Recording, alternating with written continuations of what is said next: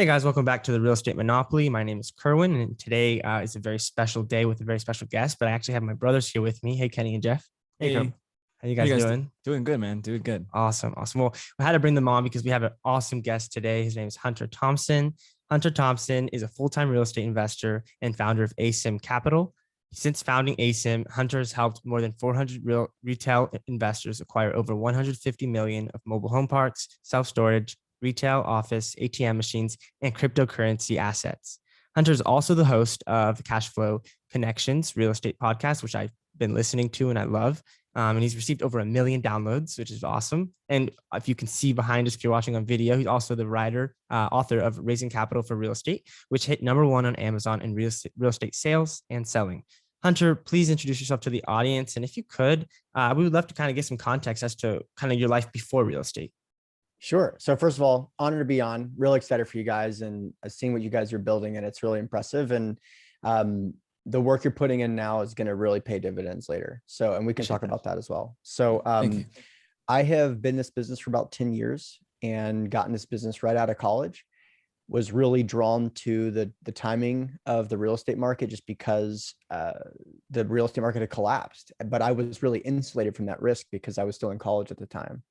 And so I had heard the billionaires talk about buying when blood's in the streets, and blood was in the streets, but not my blood. So I was just really fortunate, right?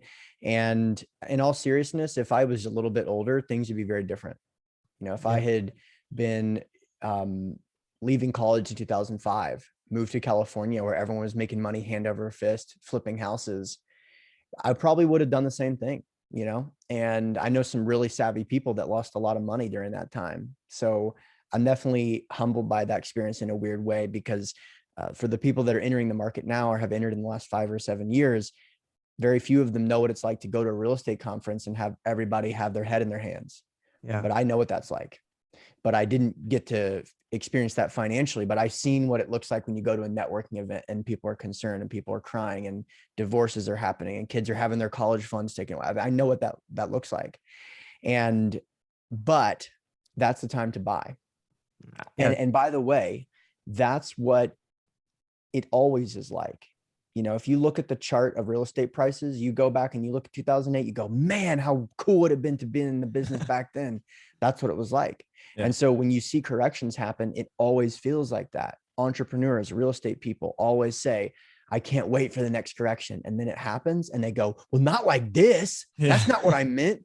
That's what it means. Yeah. When you see that price correction happen. So my thesis for investing was built out of that lens, where I kind of realized, look, there's certain investment vehicles and certain strategies that are more cyclical, more volatile, and there's other strategies that are more predictable. And just knowing that really sent me on a path to try to find vehicles that were more recession resistant, more predictable, et cetera. And it basically led me to focus on the quote recession resistant vehicles. And that's something that's talked about a lot now, but in 2012, it was not talked about very much. But the mobile home park business, the self-storage business in particular, and also multifamily apartments. One last thing, I know this is a bit of a monologue to set the stage, but you know, the default rate for Fannie Mae agency financed assets, 150 unit multifamily apartments in 2008 and 9 was 1.5%. So that destruction that was taking place in real estate, in quotes, was very insulated to a couple different asset classes, and people that had $60 million stabilized multifamily apartments in Texas, there was not distress in those markets. So you can position your portfolio in a way that maybe you're going to give up some upside associated with development, but you're not going to experience the downside associated with those types of 30% corrections that a lot of people felt back then. So that's my entrance into the business. No, that's awesome. And you talked a lot about this moment that what you call your last straw moment, where I believe the Greek bond yield market kind of went downhill. And you talked about, and so that was before real estate. I would love it if you could kind of expand and maybe connect to how that is relevant to other investors, and maybe how real estate could come into play, how real estate came into play in your own investment career. So yeah, going back a little bit. So I've always been very much an entrepreneur. You know, I never really had a job. Not because I didn't try, no one would hire me. The realest job I ever took was Cutco. And for most people, that's like the least real job that they ever took. For me, that was like my experience in quasi corporate America. And it's because I didn't do very well in school, first of all. So if you're listening to this and you are struggling in school, school is interesting, but there are some things about school that imply that you can be successful, but the things that they really focus on are very much not relevant. But there is some overlap, so it can be confusing, especially if you're a young person trying to figure out who you are, as I was. And the only way to tell whether or not you're good at school is a report card. That's the only thing that you have to kind of estimate how you're going to end up in terms of your level of success, what level of income, what level of personal freedom you're going to have. It's not a very good indicator. It just doesn't work. Now, hard work is a very good indicator. So sometimes there's an overlap where you work hard, you get good grades, you take that same kind of momentum, you apply it to college, you take that same kind of momentum, you apply it to entrepreneurship or being in a job. That's a good indicator. But for me, I didn't do a lot of hard work in school. My efforts were otherwise spent. I wasn't a slacker. I was really dedicated to cross country and running, and I was in a band that had a level of success. And so these little side hustles, that's where I got my like entrepreneurial spirit. And man, I mean, you guys know Gary Vee talks about this all the time. Those little side hustles, those little moments of like buying little cards or selling parking in your parents' house or whatever, like that little moment where you're like, dang, like where you make your first $100, you go, wow, if I worked 1,000 hours a week, we're going to be millionaire. And it's like that exciting element. That was very much me from the get-go. And then as soon as I was out of college, I really used that to my advantage. I went all in on finance when 2008 happened and started falling in love with stocks and bonds and trading and algorithmic stuff and just trying to learn as much as possible. And like you mentioned, kind of thought I had figured it out because this is my first time trying the business of stocks. It's 2008. I'm going to win. So 2009 happens, 2010 happens. I'm like, oh my gosh, this is working. It's exactly like Warren Buffett said. And then 2010 takes place and the European debt crisis happens and massive volatility is created in the United States markets. And I remember thinking like, how is it possible that I read all the books? Like I watched Jim Cramer every day. Like no one told me that the Greece bond yields or the Spanish bond yields are going to play a role in my financial future. And I was thinking maybe this is all too interconnected. Maybe I could, with 100 Wharton grads and 100 Harvard Business School people working for me full time, maybe I could have predicted that the Greece bond yields were going to be the thing that all of a sudden everyone was focusing on. But I didn't have 100 business school graduates. I just had me. And so the quest was really, can I find a vehicle that's simple enough that a small company or an individual person can conduct accurate and predictable due diligence? And I really was down for anything. It's just that real estate has so many advantages, especially in the United States. Yeah. The thing we like about real estate is that you have more control over in terms of the risk. And there's some factors that you have influence over, whereas with the stocks, and we've never invested in stocks, but it's our understanding that it's very volatile and it's kind of out of your hands. So yeah, it's a very emotional based. So, and it's not really dependent on yourself. You can kind of depend, predict, like you said, where prices will go in a real estate asset that you own, but in stock market and crypto, it's very emotional based. And so it depends on what everyone else is doing, which is totally scary. Can I add something to that real quick? Yeah, please. Yeah. So one of the benefits of the stock market is that it's liquid. You can buy and sell it quickly, and that's a benefit. And you should have that priced in if you're thinking about investing in stocks. It is unquestionably a benefit. However, it has a downside, which is what you're talking about. Mm-hmm. It's reflected in the market sentiment. Right now, there's some question marks in real estate. Transaction volume reduces, interest rates rise. People don't really know what to do, but you don't have this thing where you wake up in the middle of the night and you lost 30% of your quote paper value of your real estate. Maybe it is the case, but you don't know. And that lack of stress that's created in the real estate sector because it is not liquid is a major, major benefit. And that also should be priced in. Absolutely. And So right now, I think there's a lot of people, and it seems to be two schools of thought when it comes to investing in general. There's some people that are sitting on the sidelines because there's a lot of uncertainty, and there's other people that just are always looking for opportunities. And I believe you belong to that latter school of thought. But I believe on the recent podcast you did, you said that this is a once in a lifetime opportunity to buy right now. And so I would love to know, why do you think sitting on the sidelines right now is not a conservative approach, and it is in fact potentially burning money?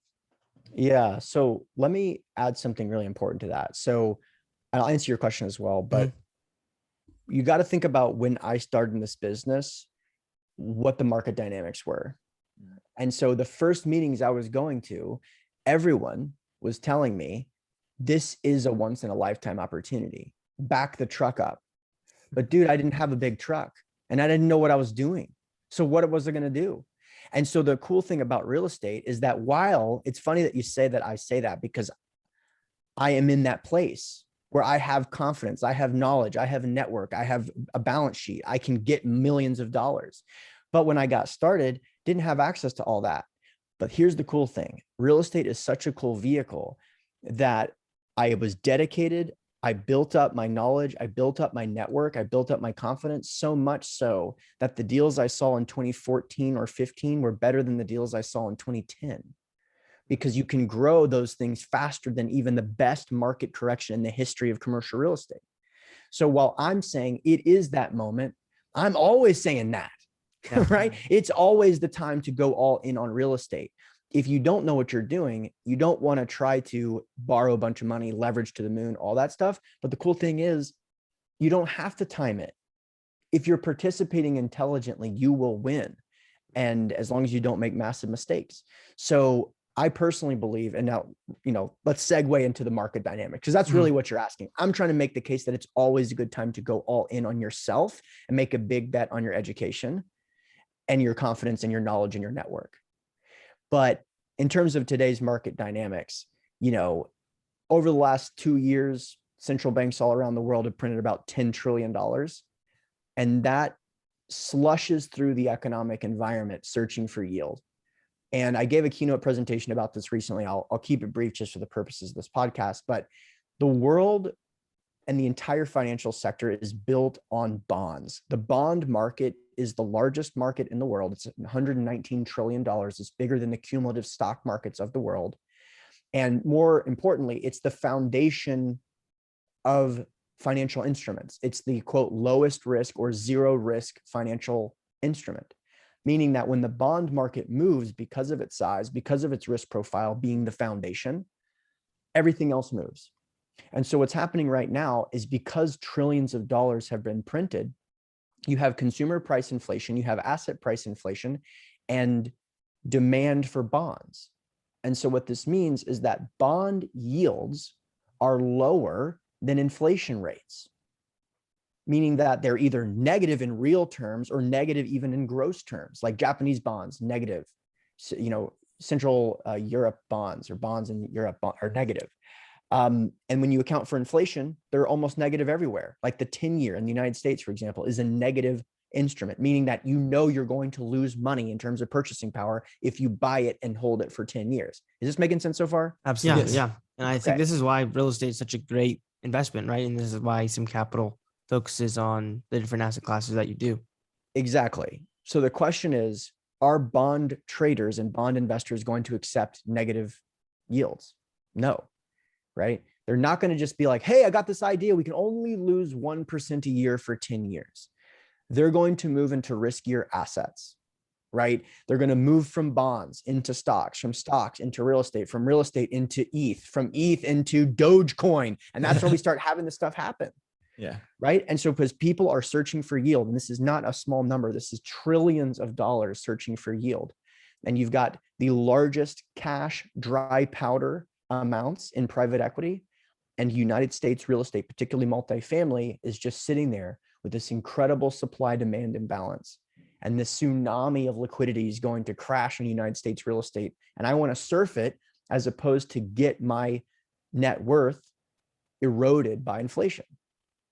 Yeah, absolutely. And I would like to kind of add to that, just to kind of get your thoughts. So, so what you're saying is there's with the supply and demand, there's two arguments. Obviously, you know, that there's a lower, I guess prices are coming lower because it will, with single family, people are not able to afford as much because interest rates are going up. And also, I mean, we've seen it on the multifamily side, price corrections due to, you know, just us lower leverage and higher interest rates. So do you think that cap rates will continue to stay the same, or do you think that they'll start to decompress somewhat in certain markets? Yeah, good question. So we are seeing some cap rate expansion right now in the short term. But when I look at the global economic picture and I look at the amount of liquidity, you know, there's a supply and demand imbalance. You're right, in terms of housing, right? Yeah. You guys are familiar with that. Yeah. There's also supply and demand imbalance in terms of investment vehicles. There's a ton of demand for vehicles. There's a ton of demand for yield, and there's way not enough supply when you compare it to the $1 trillion conversation we were just having. Yeah. And so I do think that, and I don't have to be right for our investments to work out, but I do think that interest rates are going to continue to move direction down and to the right. I think that cap rates are going to do the same thing. I've been wrong about this before. If you can search around, you'll find a debate I did at the Best Ever Real Estate Conference where I won the debate, and it looks like I'm definitely not going to win the outcome of the debate, where I was saying that interest rates are going to continue to downward trajectory over 24 months. It's been 18, and it looks like I'm going to be wrong. But that chart is very telling. If you've ever Googled the 100-year interest rate chart, you don't see, it paints a very weird picture when people talk about interest rates getting back to averages. Like if you looked at the last 5 years of Tesla stock, you could say, oh, the average is whatever, $300 per share. So like, it's going to come back to the average. It's like, well, that's not the way that this works. There's a trend line, and it doesn't have much to do with the average. Does that make sense? Yes, that makes sense. So the same is true with interest rates from my perspective. Over the last 40 years, the average has been blank, but it's been down and to the right. And I think the way the political system is set up and the central banking system is set up globally, we're going to see things continue down and to the right in terms of cap rates and interest rates. And, you know, those that are holding assets now, if you think it's competitive now, if you think everyone's in multifamily now, just wait 20 years or 10. Yeah.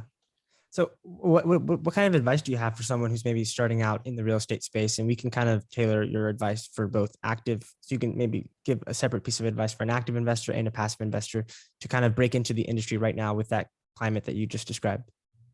So there's an incredible opportunity to go all in on education now.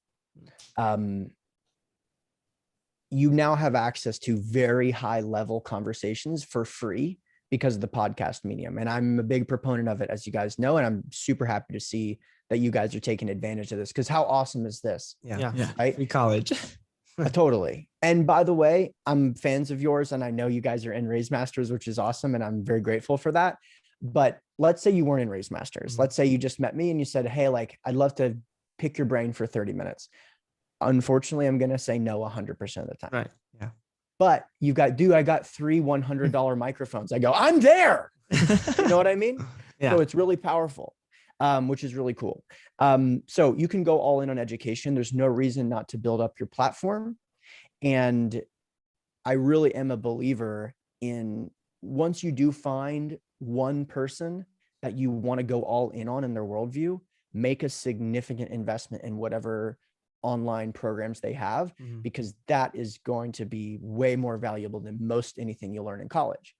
So, but you got to be careful with that, in the sense of there's a lot of noise out there. So there's no reason to spray and pray. You can go all in on someone's free content, listen to all their podcasts, become obsessed with them, know everything about them. And then if they have some extra higher level thing that'll give you not the just tell you what to do, but do it with you or do it for you version, do it. And then take advantage of it.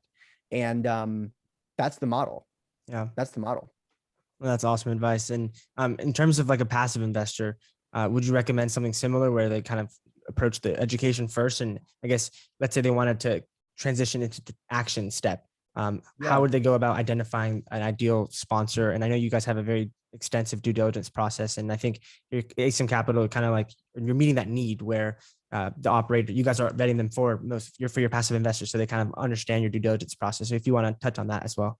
Yeah. And I actually have a presentation about this that'll give away like a ton of our due diligence process. Awesome. But this is, if you go to a link, CFC as in cash flow connection, cfcmentorshipprogram.com/7, the number 7 stages.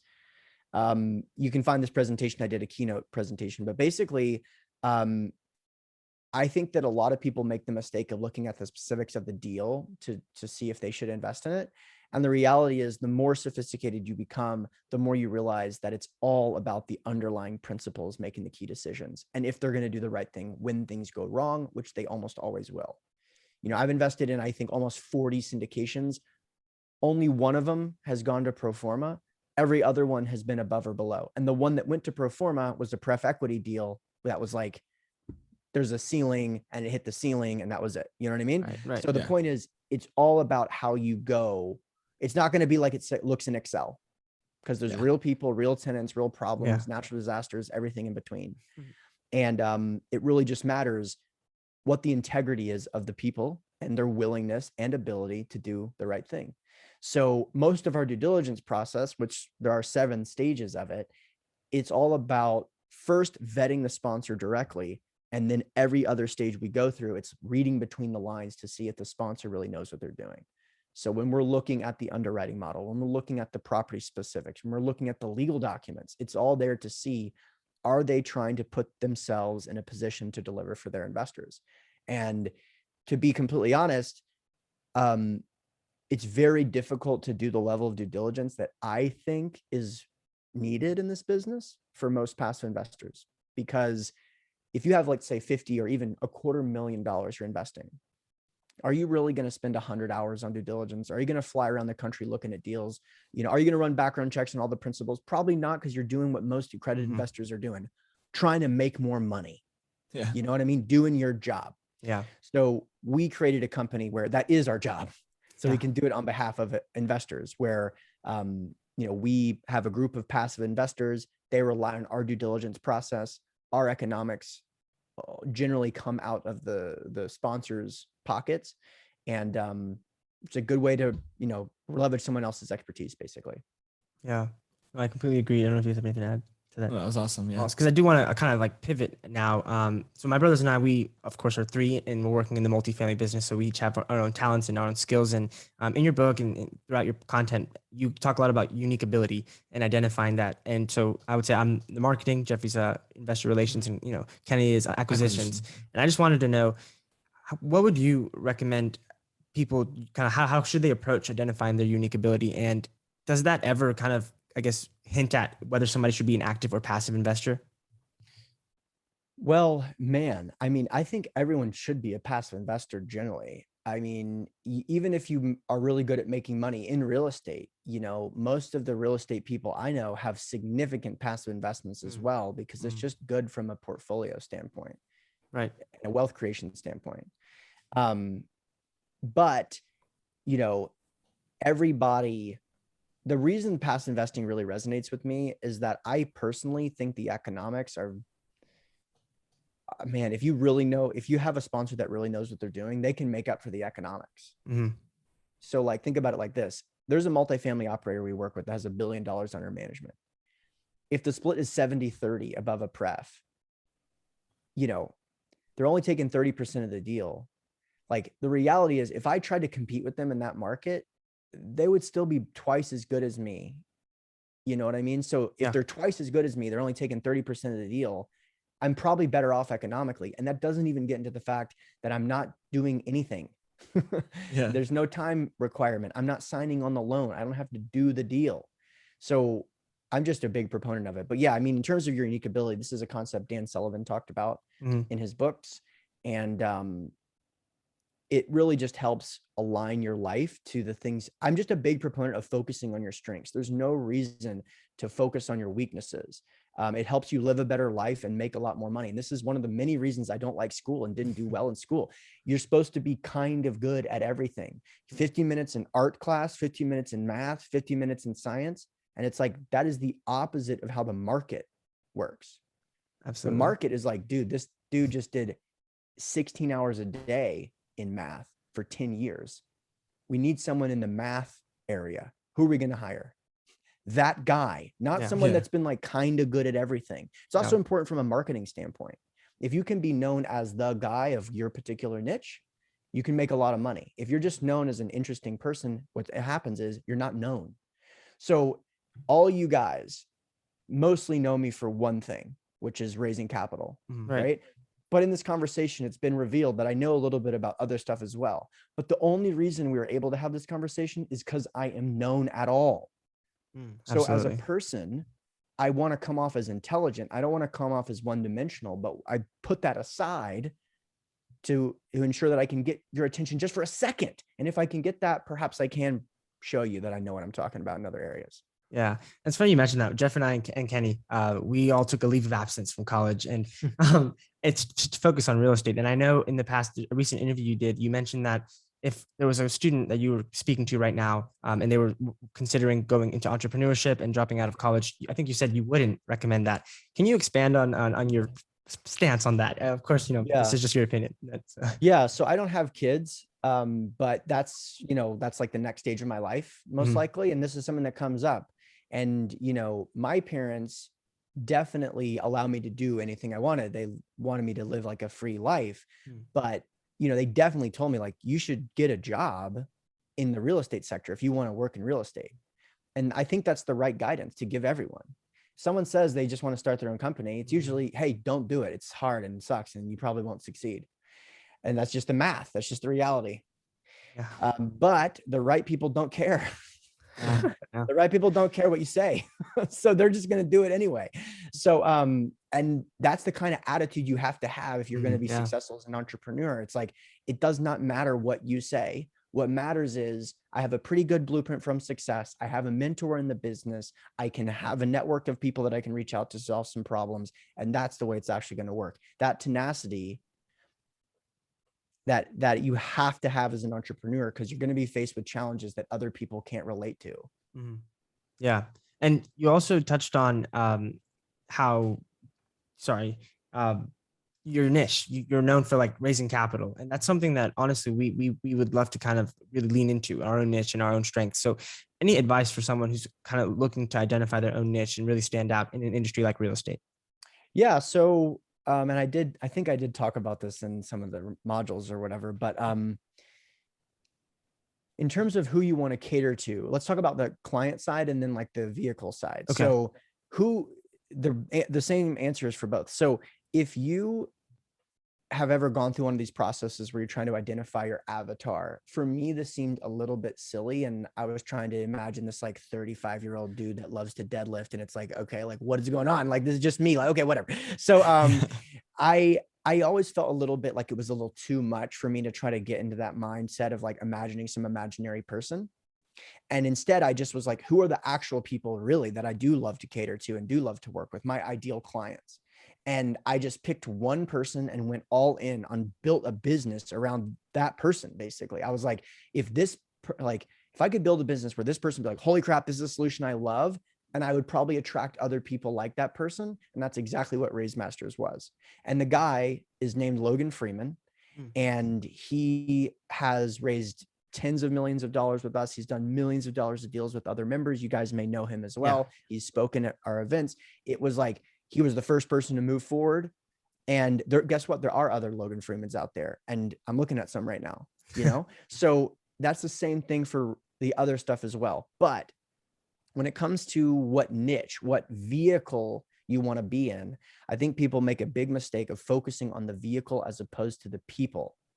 Because I have interviewed almost 400 people on my podcast, people that invest in hotels, people that would never invest in hotels, self-storage. I hate self-storage, development, land entitlement, whatever, every different personality and every different vehicle. And the vehicle is not the answer. All these vehicles can create unimaginable wealth. What really matters is, do you love it? Are you obsessed with it? And the way that I have found to be obsessed with it is to be surrounded by the right people that I want to aspire to be and inspire and hold accountable, and for them to hold me accountable. So rather than the vehicle, when I'm listening to podcasts like the listeners are of this show right now, I'm trying to find one person that I'm like, man, I know that if I had a personal relationship with this person, it would last decades. If I had a business relationship with them, it would last decades. I want to go all in. You can see that like our core values align. Like if you can find that, you can make plenty of money in any vehicle, and it doesn't even need to be real estate. You and I just like real estate because it has a ton of advantages and the likelihood of success is really high. Yeah. No, 100%. And a big part of that is kind of like your perspective on, especially when it comes to investing, free market capitalism. And you don't have to get into like the politics of it, but I'd love to know from your perspective. I believe you said that you're a kind of a libertarian-minded person and you believe in the free market. So how does real estate kind of appeal to someone who shares that philosophy? Interesting. So yeah, I definitely have like, I'm very much an extreme capitalist. That's basically like, I wouldn't say it's all I believe in, because that's not true. I do believe in other things. I do believe in other things, but capitalism is a major tenet of like my whole worldview. And I believe that capitalism is the way to solve problems, not government interference. And that's true across the board. So we won't go further down that rabbit hole, but that's kind of my view. Okay. And so I want to empower people to be able to make those decisions. In terms of real estate, number one, not so much now, but certainly not long ago, it was the case where this was like not a solved equation. Like you really had to be like, screw you guys, I'm going to do real estate. Now it's like a little different. You know what I mean? So I really like that. Number one, from a personality standpoint, everyone's like, you got to get a financial advisor. I'm like, no, I'm going to go buy a 6-cap. Like that's just a completely different conversation. But it is at its core the best entrance into entrepreneurship.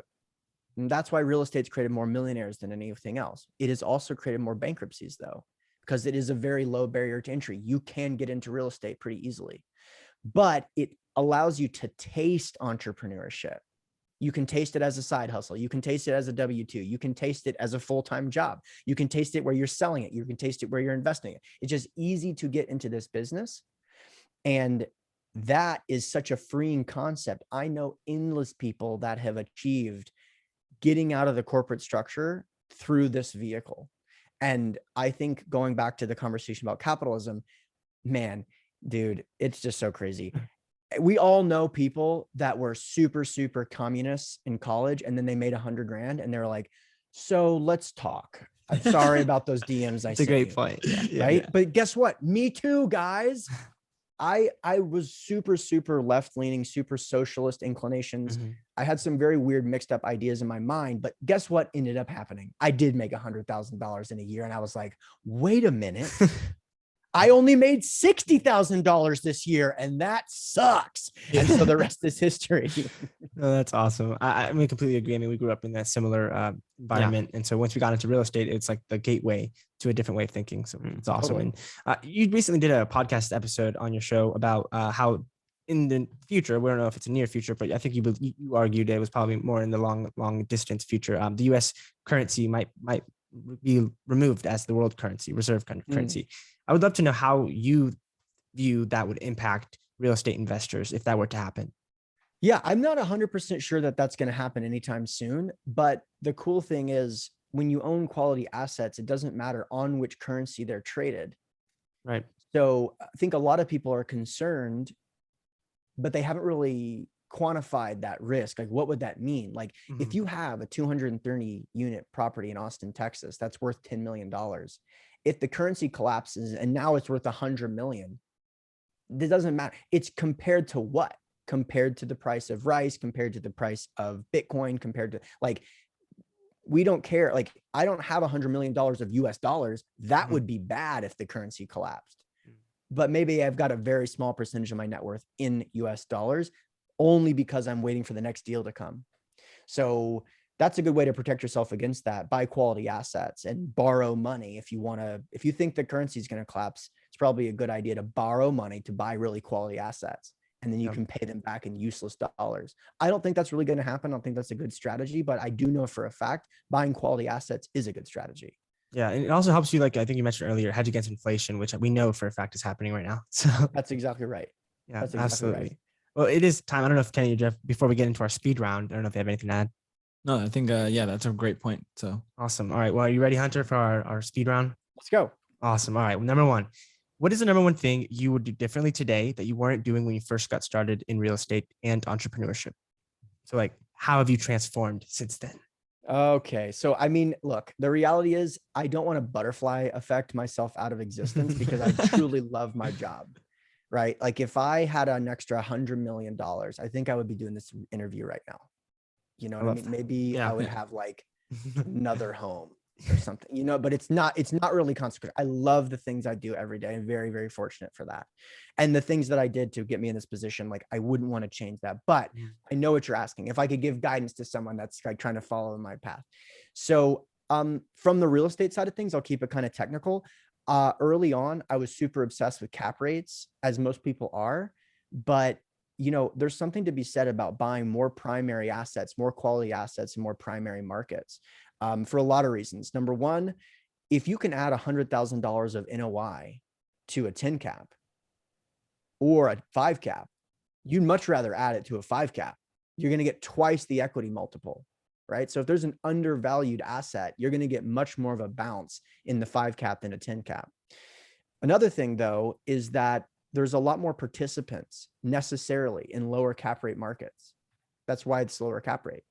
And what I found is that you lose money in this business when you run out of friends.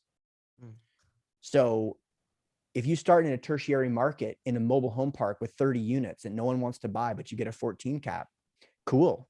But if you have some problem, you're going to have struggles. And I don't just mean in terms of buyers and sellers. Who's going to work on that property? Who are you going to hire to manage it? Can you attract the level of talent you want to rely on? On the other side of that, if you were to buy a 180 unit property in Phoenix, you're going to solve that problem because you're starting out with so many friends. You can always call someone. If you start out with super tertiary thesis that only you figured this thing out, well, guess what? Who are you going to call when something goes wrong? So that was a mistake. I know this is a speed round, but you guys asked me to come on. So no worries. No worries. But you're just going to sleep like a baby through all economic cycles if you have super quality assets in your portfolio. Oh, yeah, I totally agree. I think Jeffrey's going through a raise right now. So very understanding of that. Cool. Moving forward, what are you aiming to accomplish in your business, and what's your long-term vision for it moving, in the future? Oh, so, the interest rate rising thing is really consequential. It slows down our ability to raise capital. If you guys are in the middle of a raise, you probably know your ability to raise capital is probably reduced by 30% or more right now. Just the nature of the business. I've been through this before. It's nothing against you guys. It's just this is always what happens. Right. We're on track to raise maybe $40 million in 2022, which is awesome. And I don't know how it's going to play out just given the market dynamics, but the hope would be to go from 40 to 60 to 100 million over 2022, 23, 2024. Awesome. At some point in there, I think we've raised almost $70 million cumulatively. So we had like a really nonlinear growth curve. When I wrote my book, I wrote a story in the beginning about these all-stars in the business that had raised $100 million. Mm-hmm. And I was just like, that's so savage. And now that story doesn't resonate. I can't even tell that story anymore because we're going to get there and it's just crazy. Right. So, but I think maybe I'll write a second book about that journey as well. So those are some of the things. And then in terms of Raise Masters, we had, for those that are listening, we run a mastermind for capital raisers. And our goal was to launch the mastermind and have 30 people join. And our goal is to have 50 people join over 3 years. We hit 30 people, I think, in 2 months. We had 50 people in 3 months. We have now 240 active members. It's been 17 months. Wow. So if you get it right, it's not harder. It's just better. Mm-hmm. So like market positioning, being patient, picking your niche, knowing exactly who you want to cater to. We didn't have to work 5 times harder, but we got 5 times the results in like a third of the time. It's been a crazy, crazy ride, but it's just an exercise in branding, focusing on your niche, delivering for your clients, you can do this in any business, but that was a really pronounced win, obviously. Yeah.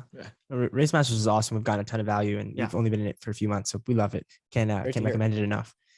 What is your why? I know that you have lofty goals, but what kind of drives you? I think the truth is that I just really love the game. I have a background playing poker. I played poker like through college as like a high school, like a summer job, I should say. And I do love the game. That's actually what the answer is. When I make bad business decisions that cost me money, and I have lost hundreds of thousands of dollars in this business, it's not because of the money. It's because it's bad. It's bad for the game. As in, it's like you sucked. You lost the race. It's a very similar feeling for me. It's not about, oh, I can't buy more stuff or anything like that. It's like it's a bad reflection of how good I am at the game. So that's the answer. That's not probably what most people say when they come on here, because it's tied to something a lot more deep. And the real tie in, my wife is, I would not be anywhere where I am without my wife. She's like, I'm the visionary. She executes a ton of this. All the things that you see at Raise Masters that have any element of class, it's all because of her. I was going to name Raise Masters Capital Raiser X, which is the worst name in the world, and also had the worst logo. It looked like an X-Men logo. It was terrible. So those mistakes, she's helped me like avoid those mistakes.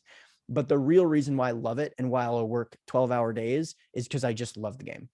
Yeah, no, that's awesome. I love that. And you shared a ton of wisdom and knowledge today. And we really, really appreciate it. If there was one piece of advice you want somebody to walk away with from this episode, and let's say it's someone who's watching the news, seeing the Fed is meeting tomorrow, or inflation's up, recession might be coming, what advice would you have for somebody like that? Can I say one more thing about the last question, and we can talk about that? Yeah, please do. Please. Okay, cool. So sometimes I am being honest in this interview, but sometimes I just want to circle back on like the answers that most people give to some of these questions. So I'm sure that most of them believe it, but sometimes people just say things because they want to fit in. And dude, it's not cool. So like, if you're in high school, if you're in college and you feel like you're not smart, I'm here to tell you that that's not reflective. Okay. Similarly, and this is a little uncomfortable, if you are one of those people that feels like you're the biggest critic of your work, and that's what it means to be successful, is you always hear successful people say, I'm the biggest critic of my work. I'm the biggest critic of my work. I'm here to say that's not true, right? Because that book you're sitting there back there in the background that I wrote, I think that's one of the best books about real estate. So there you go. There's one person that did something consequential that I don't think I'm the biggest critic of my work. I'm literally like, how have we not sold 100,000 copies of this? And it's okay for me to feel that way, because that's where I get motivation from. Similarly, if you're the kind of person where someone says, what's your why? And you're always talking about charity, and that resonates with you, totally good. But I've given quite a bit of money to charity. That does not move me. That does not make me get up in the morning and say, I'm just here to give you my answer. So hopefully someone thinking can hear it and say, damn, I really love the game too. And it's all good that charity doesn't move me in the same way. I will give to charity because it's the right thing to do, but it's all good. Does that make sense? Yeah, it's like athletes that love to play their sport, and maybe it's to win, but they just love the flow that you get into, right? The conquering. Yeah, no, I totally feel that. And I'm all good. The point is, there are the right answers for different people and all levels of success. Like Michael Jordan, I'm going to go on a rant just for a second. I know please go for it. You're fine. When you hear a lot of really successful people say the same thing, you assume that's what you have to be successful. So Kobe Bryant, for example, really loved it when people talk crap about him. You can tell from the interviews, right? You can tell as his teammates would hear the media say something bad about Kobe Bryant, and they would be like, dude, they're saying that you're not going to do anything. And what do? Go into that dark place, not talk to any for 2 weeks, and then come out and drop 60. How many times have you heard those stories about Kobe Bryant, Michael Jordan, et cetera, right? Yeah. That's not me. That's never me. I want someone to be like, dude, you're in the LA Marathon. Like, dude, are you going to win? That's my energy. I'm like, dude, yo, who's coming in second? Yo, by the way, I did not win the LA Marathon or even close. It was my first marathon. But in order for me to get to my high level, I need to be thinking when I'm running, dude, what am I going to say during my acceptance speech when I win this thing? Yeah, absolutely. Because that's what excites me. All right. So yeah, I love it. And a little bit of delusion. Go ahead. What was that book, Jerry, that we read? That was about like being a cleaner. Yeah, Relentless. That's another book by Tim Grover. Yeah, Tim Grover. Really great book. And it's similar mindset. I think we all share that too, where we have whys in this week. Been really hard to identify what we want to retire our mom and things like that. But at the end of the day, we just really like building And Yeah, we don't call this work. It's building. It's fun. Like people are always like, oh, you guys work too much. And like, I'll sometimes reflect on my own life and be like, am I doing what I want to do? And it's 100% of the time. Yes. Like we're choosing to do this. I choose to come in and do this. So I resonate with Good that a to lot. hear. It's all good. And if that changes, it's all good too. Yes. The cool thing about this is that they don't work for you. But you know what? You got to hire people that do have that value. And you don't have to work your ass off to be successful. I know plenty of people that are super successful that work 35 hours a week. I also know some people that are super successful and have been for decades that work 60 hours a week. It's all good, but you don't want to have a conflict when you build the team out. So when we hire people, if they're talking about work-life balance, we don't hire them. It doesn't mean that they're not a good fit. It doesn't mean that they're not going to be successful. That's not one of our core values. I don't think about business like that at all. So it's all good. I love that. All right. That's awesome. What's the next one? Awesome. Sorry about No, that. yeah, no, you're good. No worries. And like I said, you shared a ton of wisdom today, and I really appreciate it. But if there was one really like core piece of advice you'd want someone to walk away with from this episode, what would that be? You have a place in this industry. You have a place at the highest level. Like I'm nothing special. The people that you're listening to are also nothing special. At the same time, they are all very special. But the point is, so are you in different ways. And the beauty of capitalism is that our differences make us have a place here. Yes, that's powerful. I love it. Love that. That's awesome. And if anyone in our audience wants to learn more about you or Raise Masters or get your book or just kind of follow you on your journey, where can they go to do that? So I have a book that I wrote. It's like everything I know about raising money, and you can get it for $8. It's raisingcapitalforrealestate.com. And then, if you're interested in learning more about the passive investment side of things, the name of my company is asymcapital.com. Awesome. Thank you so much for your time, Hunter. It was a really pleasure chatting with you. I know Jeff and I and Kenny got a ton of value out of this. And we really appreciate your time. Thank you so much for being here.